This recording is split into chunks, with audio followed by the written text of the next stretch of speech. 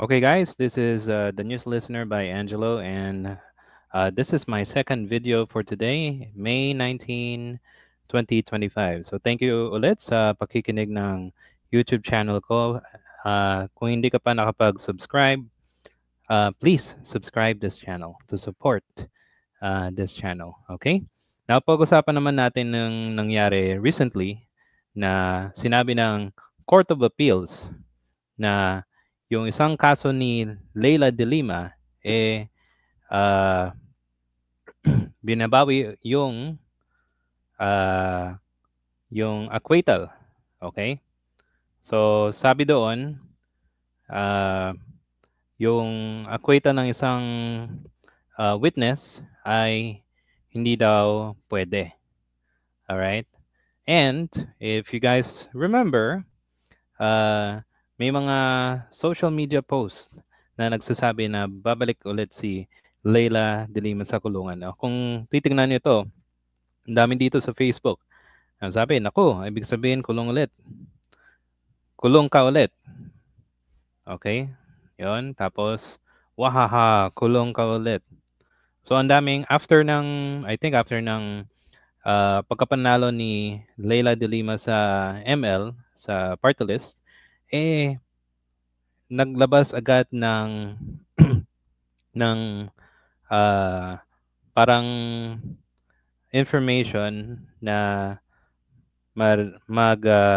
babalik kulungan si Leila de Lima kasi yung acquittal ay hindi daw tama. Okay, guys? So, pag-usapan natin yon. And ang daming mga information nagkakalat na okay, ikukulong ulit si Leila de Lima kasi binawi yung acquittal ng Court of Appeals. Pero hindi yan tama. Okay? So, yun. So, kung pupunta kayo sa social media, Facebook, or mapa-YouTube naman, syempre, yung mga kontra kay Leila de Lima na alam naman natin, yung mga taga-Duterte, mga alipores, mga trolls ng mga Duterte, yun ang ginagawa nila. Nilalabas nila na babalik siya sa kulungan. And hindi yon tama. Hindi yan totoo. Okay? So, tingnan natin yung interview kay Sir Franklin Drilon dito sa ABS-CBN. Okay? So, let's see kung may retrial ba talaga. Kasi kapag babalik siya sa kulungan, dapat may trial. Di ba? Okay. So, pakinggan natin to. Court of Appeals decision nga po ay nag-grant ng petition for certiorari na final naman ng Solgen.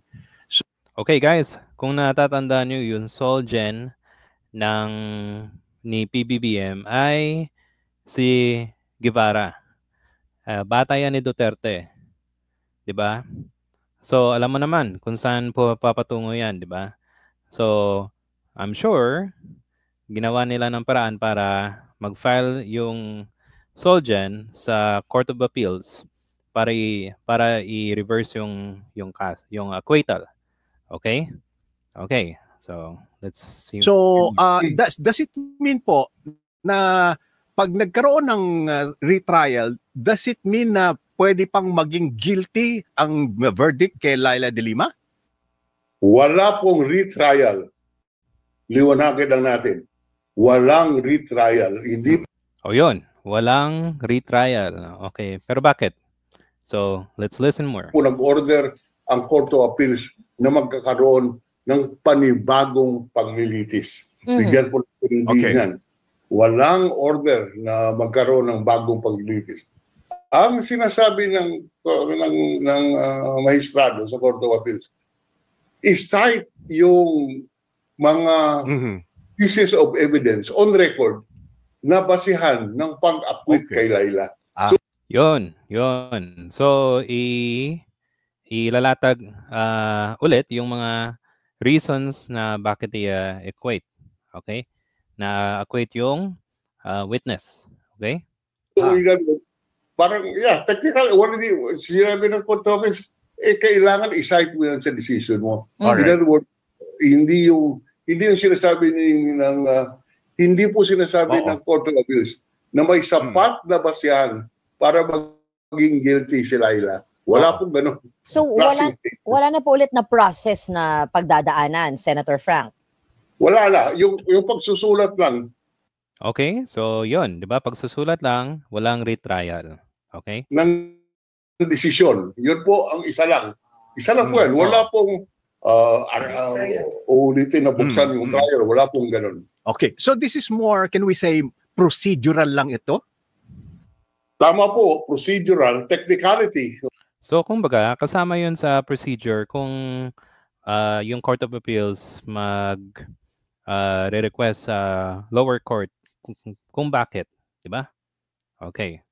Now, narinig ko kanina, pinakinggan ko to, na merong tawag na double jeopardy. Okay? So ano ba talaga yung double jeopardy? Because na-trial na si Leila de Lima, tapos na-acquit na yung kaso, di ba? Okay. So let's go to another tab. Ito, ipapakita ko sa inyo to.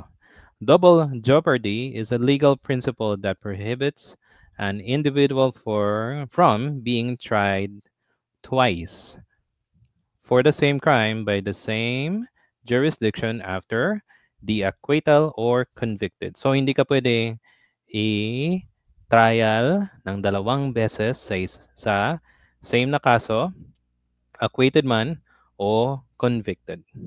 Okay? Nasa law yan ng Pilipinas at saka ng mga ibang bansa dito sa mundo. Okay? So guys, maging panuri sa mga fake news na nangyayari sa ating bansa at maging alerto tayo because pag ganito yung mga fake news na nakikita natin, especially sa Facebook, ang daming mga tao sa Facebook. Yung mga tao, pag nakakita sila ng mga few seconds na video, ang mangyayari, madali silang maniwala. Okay? So, wag tayong magpaloko sa mga trolls, mga lipores ng mga Duterte. Yun. Okay? Thank you for listening and I'll see you. Please like, subscribe, and comment sa channel natin. Okay? Marami pong salamat. Good night, everyone. See you next time.